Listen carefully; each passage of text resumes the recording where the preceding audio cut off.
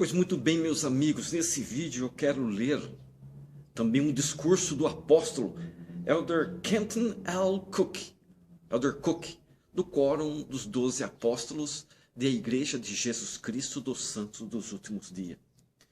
O nome do discurso é Preparar-se para o Encontro com Deus. Vamos lá? Eliza R.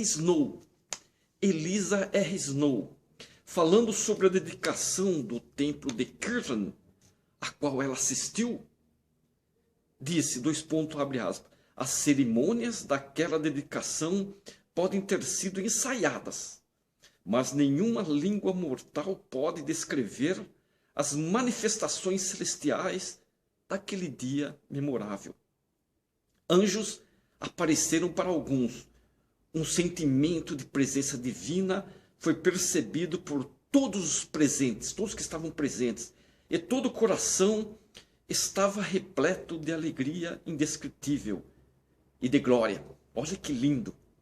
As manifestações divinas que ocorreram no templo de Kirtland foram fundamentais para o propósito da igreja restaurada de Jesus Cristo, que é efetuar a salvação e a exaltação dos filhos de nosso Pai Celestial.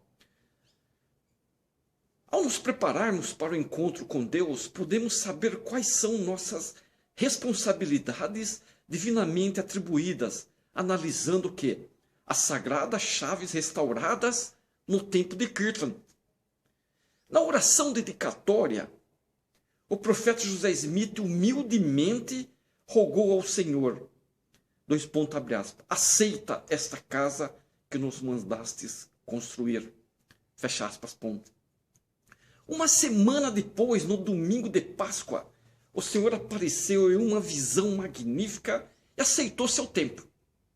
Isso ocorreu em 3 de abril do ano de 1836, quase exatamente 182 anos antes desse domingo de Páscoa.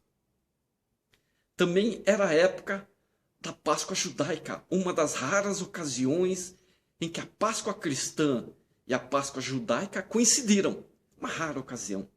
Ao término da visão, 3 profetas antigos, Moisés, Elias e Elias, o profeta, apareceram e conferiram as chaves que eram essenciais para o cumprimento do propósito do Senhor para a sua igreja restaurada nessa dispensação. De modo simples, mas eloquente, esse propósito foi definido como a coligação de Israel, o selamento das famílias e a preparação do mundo para a segunda vinda do Senhor. O fato de que tanto Elias quanto Moisés apareceram, abre aspas, realçou uma assombrosa semelhança com a tradição judaica, que afirma que Moisés e Elias chegariam juntos no fim dos tempos, fecha aspas. Em nossa doutrina, essa manifestação efetuou a restauração fundamental de certas chaves dadas, abre aspas, para os últimos dias e pela última vez, dias esses que abrangem a dispensação da plenitude dos tempos. Fecha aspas, ponto. O templo de Kirtland, tanto em localização como em tamanho, era relativamente desconhecido. Mas em termos de seu imenso significado para a humanidade, ele impactou a eternidade. Profetas antigos restauraram as chaves do sacerdócio para as ordenanças de salvação eternas do Evangelho de Jesus Cristo. Isso resultou em alegria incomparável para os membros fiéis. Essas chaves fornecem o, abre aspas, poder do alto, fecha aspas, para as responsabilidades divinamente atribuídas que constituem o propósito principal da igreja. Ponto. Naquele belo dia de Páscoa, no templo de Kirtland, 3 chaves foram restauradas. Em primeiro lugar, Moisés apareceu e conferiu as chaves para o quê? Para coligar Israel das 4 partes da terra, que é o trabalho missionário.